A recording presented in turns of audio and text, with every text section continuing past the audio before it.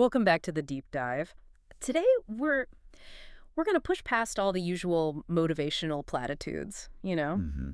and really get into the psychological architecture of what makes genuine change possible. Yeah. We're talking about self-acceptance, but not as some shallow feel-good idea. Not at all. Yeah. We're talking about it as the actual foundation for growth, Mhm. and we're going to be guided by, well, neurobiology and some really profound research. Okay, so where do we start? I think we have to anchor the whole discussion with an insight from the psychologist Carl Rogers. Okay. Way back in 1954, he framed this perfectly. He called it the curious paradox. The curious paradox. I like that. He wrote, and this is the key, the curious paradox is that when I accept myself just as I am, then I can change. And that is just a total inversion of how most of us think. Completely. We're conditioned to believe it's the other way around. You have to fix your flaws. Right.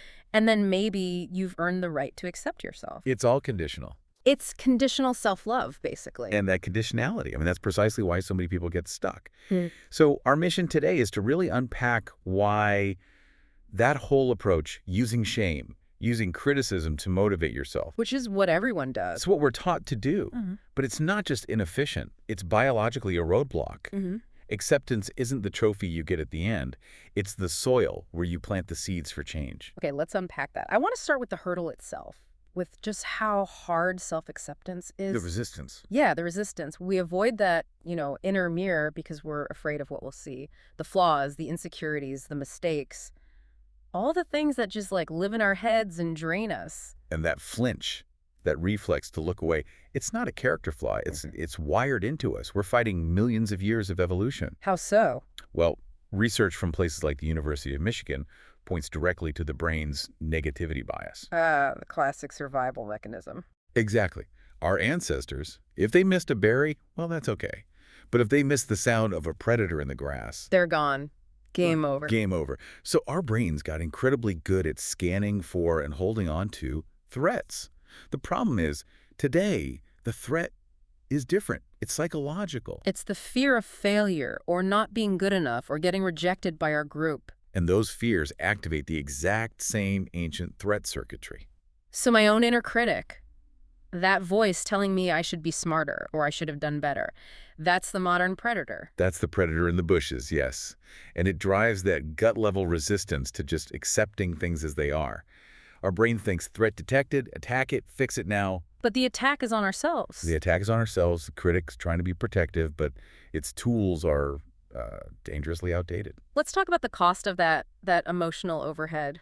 I love the analogy of the heavy backpack. It's a perfect analogy. This backpack is just the accumulated weight of every insecurity, every failure, every time you've compared yourself to someone else. And that constant little voice in your head saying, I should be further along by now. Oh, that's a heavy one. It is.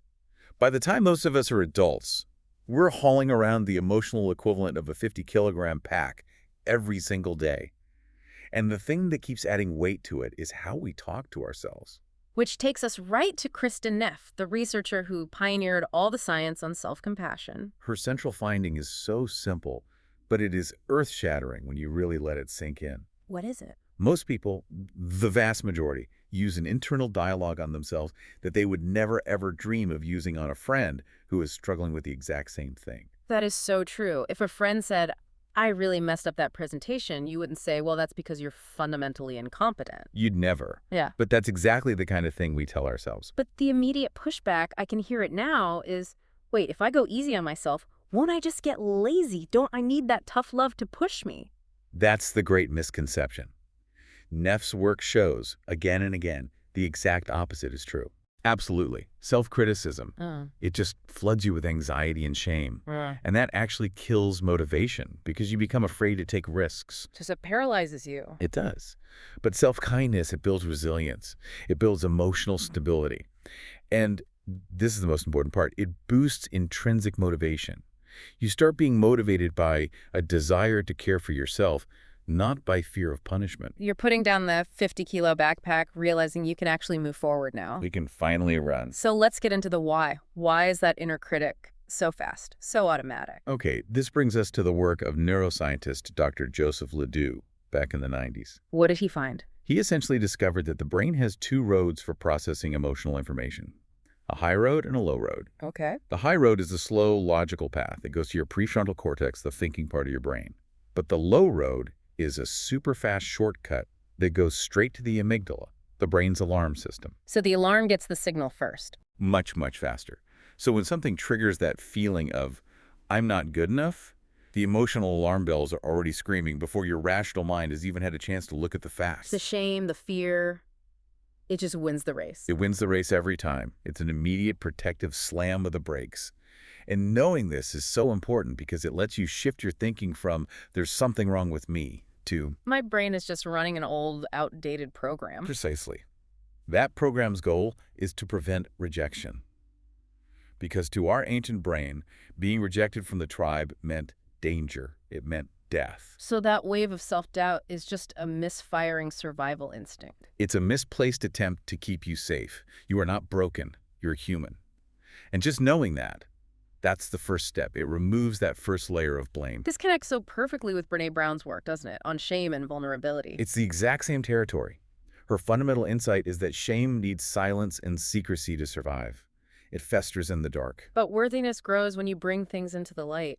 even if it's just into the light for yourself. And she identified this pattern, this trap that so many people fall into. The trap of earning worthiness. Yes. Spending your entire life chasing external things to finally feel like you're enough. If I get the job, if I get the partner, if I lose the weight, then I'll be worthy. It's an impossible game. The goalposts are always moving. Mhm. But Brown's big discovery was that the people who reported the most joy and connection, they didn't have perfect lives. They weren't the ones who had achieved everything on the checklist. Not at all. They were the ones who practiced self-acceptance no matter what was going on. They understood that acceptance isn't some destination you arrive at. It's a daily practice. Like brushing your teeth. It's like mental hygiene. You're just cleaning out the dust of self-judgment that collects every single day. Okay, we have to address the big misconception head on because people hear self-acceptance and they immediately think, Laziness, stagnation, giving up. right, I'm just going to settle for being mediocre. And it is not that. It's not an excuse. It's actually a radical decision to say, this is who I am today. It's imperfect, it's messy, but I am still worthy of care. And I'm still worthy of growth. The research from positive psychology seems to back this up completely. I'm thinking of Martin Seligman. Absolutely. Seligman's work, which basically launched the whole field, showed that people flourish, they genuinely thrive, when they stop obsessing over fixing every single weakness, And instead focus on what? on identifying and building on their strengths. So it's a shift in energy. Instead of pouring all your effort into something you're just not good at, you double down on what you are good at. Exactly. Acceptance gives you the clear-headedness to even see your strengths in the first place. Shame creates this distortion field where all you can see are the bad parts you have to get rid of. It's like acceptance is the good soil. And growth is the fruit that comes from it. You have to stop digging up the seeds every day to check on them. You just have to trust the process. So the core argument is, shame says you are bad, so you can't change. But acceptance says, you are worthy now, so let's get to work. The shame dissolves. Yeah. And all that energy you were spending fighting yourself can finally be used for something productive. That emotional tax is gone.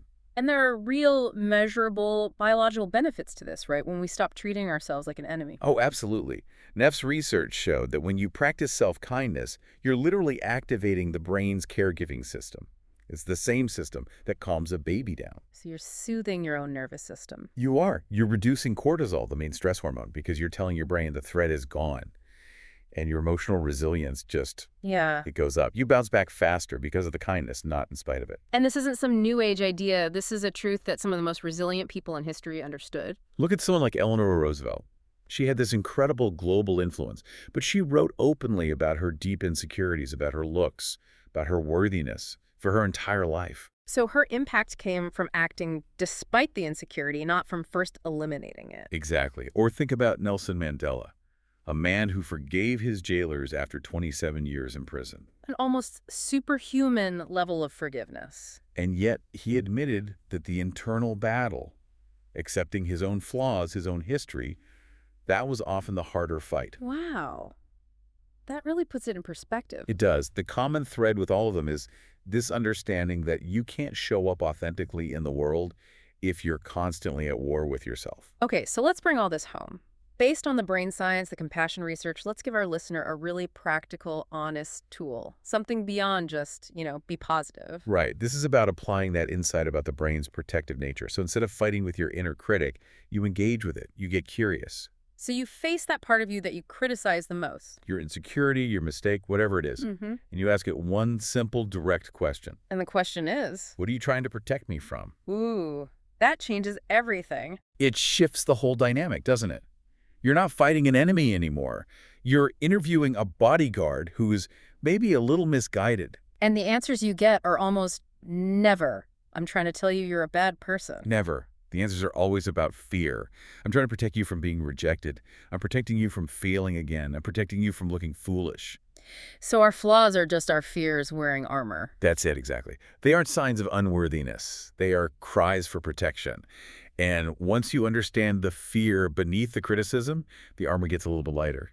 Acceptance stops being an enemy, and it starts to feel more like a companion. That reframes the entire self-critique machine. It's not a sign you're broken. It's a sign you're trying to protect yourself from old wounds. And that, right there, is how you stop running away from yourself. So to wrap up this entire deep dive, self-acceptance, based on that paradox from Carl Rogers, it isn't some big one-time event. No, it's not a breakthrough. It's a rhythm, a daily choice to just show up for yourself, especially on the messy days. Even when you feel like you don't deserve it, the wisdom from Rogers, from Brown, from Neff, it all points to the same conclusion. You don't need to become somebody else to finally be enough. You just need to stop running away from the person you already are. That's the real work. And it's so liberating when you realize that. Oh. So, since we know that acceptance is the key to lowering the barrier of shame, and shame is what stops us from changing, we want to leave you with one final thought. A provocative one. What bold, positive change have you been putting off in your life because you believed that you first had to punish yourself into being ready for it, instead of simply accepting yourself into being worthy of it? Just sit with that for a while. We'll see you next time on The Deep Dive.